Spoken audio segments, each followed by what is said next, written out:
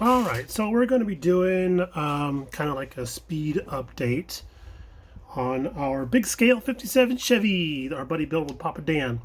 And let's get started with the chassis. I pretty much have that done. I believe I've showed this before, but we're just kind of doing a recap for my own benefit because I don't remember where I left off. So, got our exhaust system installed, the rear suspensions all installed. I do need to do the shocks, and if I remember correctly, the shocks were a touch too long, so we need to shorten those up just a little bit, and then we can install those. And then I got the front suspension installed also, and we did some light weathering on it, and I'm thinking that's looking really, really snazzy.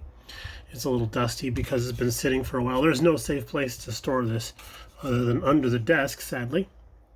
But so that's the chassis. We do have our body in our first layer of primer. And then from this point, we're going to do white primer on the top so we can do our lighter color and then move on to the body color.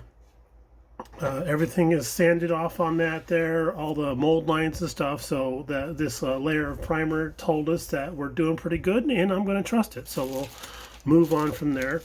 Mr. Papa Dan did let us know that we need to check our window inserts because he had a little bit of trouble with his. So I checked ours. And I guess it's something that varies from kit to kit because my window transparencies don't seem to be an issue at all. So I'm very, very thankful for that. I'm very sorry that Papa Dan's having issue with his, but I'm glad that our window transparencies are going to fit.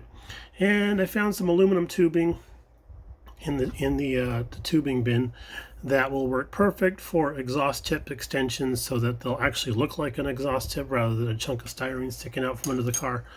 It's got dual exhaust, so we're going to do, of course, 2 of those. And over here, I have some photos I've printed out, so I can get an idea on how to do the plumbing for the fuel metering system for the supercharger. Oh, that'd be awesome. The the fuel injection, that's what we want. That's the word we're looking for. So I did do some photographic research and printed out some stuff so we can get some ideas on how all that's supposed to be plumbed. And you'll be I'm still thinking about the idea of doing this. I'm not 100% certain, but yeah, we got some pretty good reference photos there. And I've got some various types of wire, sizes of wire and stuff, getting ready to go. I am thinking about going to the hardware store and buying a different type of wire for the spark plugs. It comes with a black vinyl wire, and I'm not really digging that, so I want to use like a yellow or something. So painting that isn't really something I want to do because then it looks like the way I would do it would probably just look like I painted a wire. So there's that, and also a chance to go to Harbor Freight is always a good excuse. The interior was nearly done. We still have to do the detail painting on our dash. That's looking really slick. Let's see here. Here's one of our seats. A little dusty still.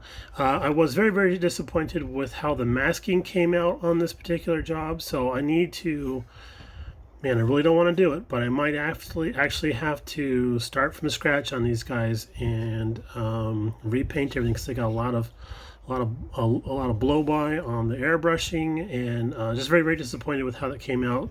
So much so that I just set this stuff aside for weeks because I was like, I got other stuff I need to be working on. Excuse me. And yeah, this is really getting on my nerves. So again, I don't know what the hell's down inside there. Looks like an eraser shaving, but yeah, love the color scheme, like how it's looking. Don't like the masking job, so we're going to have to correct all that stuff. And then let's look at the actual interior insert. So yeah, again, good color schemes, looking really, really well. Plan is to do bare metal foil along all these bits back in here. These are the areas that let us know where the window crank and door handles and armrests are going to go. So I kind of like how they have that in there. Big thing, lots of surface area. Should have been really easy to paint, but no, we figured out a way to screw all that up, so we did. But yeah, it is what it is. And then we painted the bottom of it the same color as the chassis. We got a lot of advice on doing that, so thanks guys.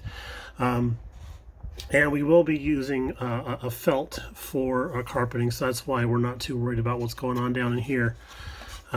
We are using, of course, the bucket seats, and they are side specific, so it should look pretty nice when we're done, if we ever get done. So now we're going to wash the body, put on the white primer on the top there, do a couple coats of that, and then we'll mask it all off, and then do a white insert on the top. And then, I don't know, I don't think today, but you know, soon we'll get to putting the body color on the car. And in the meantime, I'm still chewing over how I want to fix the interior.